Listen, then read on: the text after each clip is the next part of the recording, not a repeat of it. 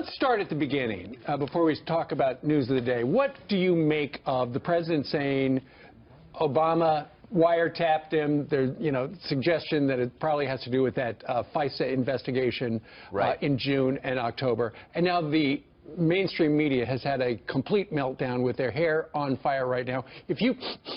I smell hair on fire in New York City. This is the most frustrating story I've seen in a long time. I was just talking to Gavin, our producer, through the line. I'm so spun up about it for a couple of reasons.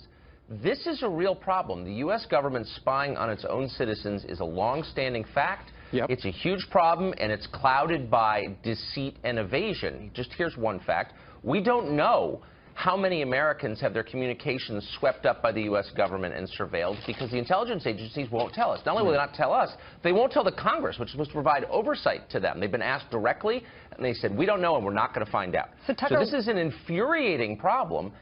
We know for a fact that the National Security Advisor had, when he was a private citizen, before the inauguration, was surveilled by the FBI, and that was leaked. That's a felony.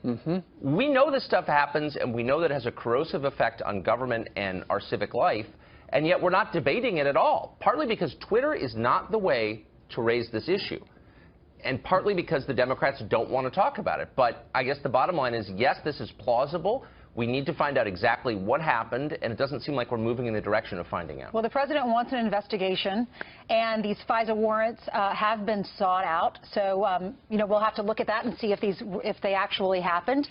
What happens next, though, Tucker, going forward? Will we be able to find out any of this information, or is it something that's just going to be swept under the rug again? The president himself can find out, and he can find out and he can let the rest of us know by declassifying this information. He has the power to do that. He can unilaterally declassify whatever he wants. And I hope that he will, because a lot of people like me who've lived here, my whole life and watched this stuff happen are very suspicious that this kind of thing happens regularly. Yeah. And again, that shakes everybody's faith in the institution of government. It's corrosive. It's terrible. It has a chilling effect in the most basic way. If you think that the government is listening to you, that your political enemies can destroy you if you step out of line, I mean, you're no longer living in a free society. So it's a huge threat to everything that we think is worth having. So we need to get to the bottom of it. Tucker, for 8 years when you were doing the morning show, we watched as President Obama, every time you brought up something that seemed unsavory about the Obama administration, there'd be no there. That's just Fox being Fox. When they're going after Trump, or they're trying to do this, they've never quite met somebody who fights like this. He fights harder than anybody else maybe in the country, and he'll be defensive. So he says, oh, you're coming after me? You got this intelligence bureau that seems to be turning on me? Fine, I'm going after you twice as hard. I think that President Obama, in his retirement, might be in the dust-up of his career right now because he's never had an opponent like this. 14 Republicans couldn't handle him. Hillary Clinton couldn't handle him. And now he's trying to handle him, and he can't. And actually, advantage, by definition, goes to Trump because he's the sitting president. He has millions of people who work for him in the executive branch. He has access to any information that he wants. He's got a lot of smart people there, and I think the order this morning ought to be prepare the case for public consumption of what's going on. Explain, and not in 140 characters, but in paragraphs, what exactly is wrong with the way that we gather and use intelligence against American citizens, what exactly happened to the extent we can find out, and tell us and settle this and fix the problem, because there is a pre-existing problem that he has the power to fix. Sure, and it should not be that hard to find out about the warrants, because it started as an FBI criminal investigation in June, and then when they were not granted the warrant, then in October they said, you know what, this is a FISA thing, this is national security, and that's when they were granted it. But you know what, Tucker, it's not just the intel community. You've got the press community as well fighting back. Sarah Huckabee, who is one of the spokespeople for the President of the United States, was on with Martha Raddatz, and Martha Raddatz was essentially defending the former president. She was skeptical of the current president. Here's a soundbite of all that. The President of the United States is accusing the former president of wiretapping him. I think that this is, again, something that if this happened, Martha, I agree. Why is the president saying it did happen? Look, I think he is going off of information that he's seen that has led him to believe that this is a very real potential. And if it is, this is the greatest overreach and the greatest abuse of power that I think we've ever seen, and a huge attack on democracy itself. And the American people have a right to know if this took place. What do you make of that? Well, there are 2 points. One, if the sitting president makes a claim, he has to back it up. Period. It's ridiculous. If Sure. It's not allowed. You make a claim, you have to prove it. Those are the rules. You can't break the rules under any circumstances. 1. 2, the press is willfully ignoring the truth here, which is that this stuff does happen. They're lying about it. So Trump comes out and says this, and the immediate response, including on other channels, is this didn't happen. Really? How do we know that? We don't know that it didn't happen. We know that things like this have happened. It's totally plausible that it happened. So we ought to be very, very skeptical. This is classic abuse of power. Intelligence agencies, beholden really to no one, it seems like, are acting against U.S. citizens. Really? We should get to the bottom of that. Well, remember they went after 2 reporters, one of which was James Rosen. Yes, we also exactly. know there's the president reportedly, according to the Wall Street Journal, was reading transcripts of Benjamin Netanyahu's interaction with some members of Congress here. Exactly. So that has happened. So it makes it hard to trust. And it's terrifying that it's happened. It's terrifying that it's happened. And by the way, notice the reflexive position of the press, which is that the intelligence agencies are always right. I can't tell you the number of interviews I've done in the last month where people said all 17 intelligence agencies believe Russia interfered in the election.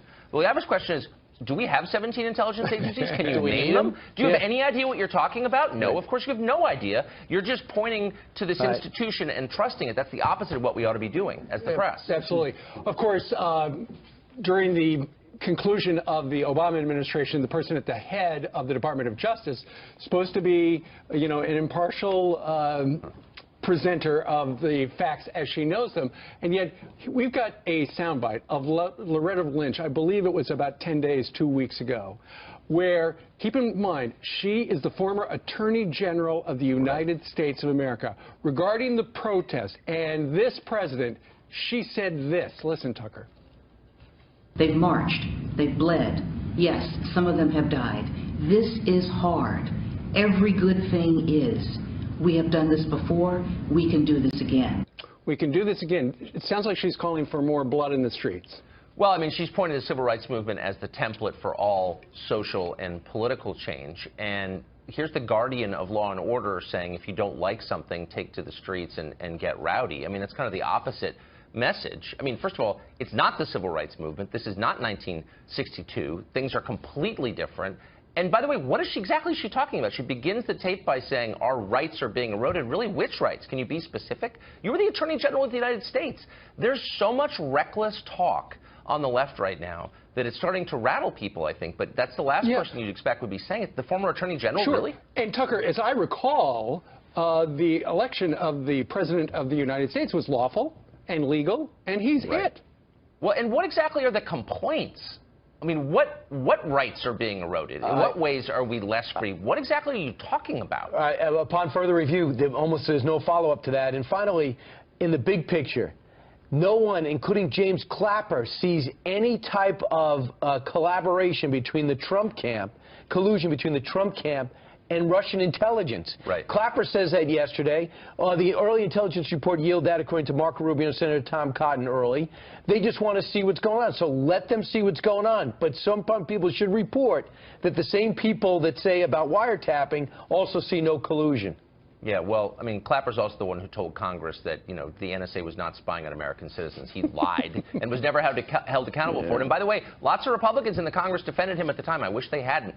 We have a right to know if the government is spying on us. I have broken no laws. I'm an American citizen. I pay my taxes. Are they spying on me? That's a totally fair question. I have a right to know the answer to that. And I'm glad President Trump has brought this up because maybe it'll spur more people to demand, a clear accounting of what exactly is going on. I want to find out if you are indeed happier sleeping longer and working at night. And the only way to do that is to hack your emails.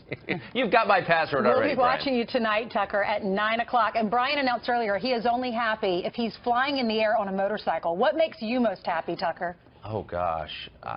Fishing with my dogs, probably. Not being on our show? Right. I love being on your show. Yeah. And I love you particularly, Ainsley, I love you more.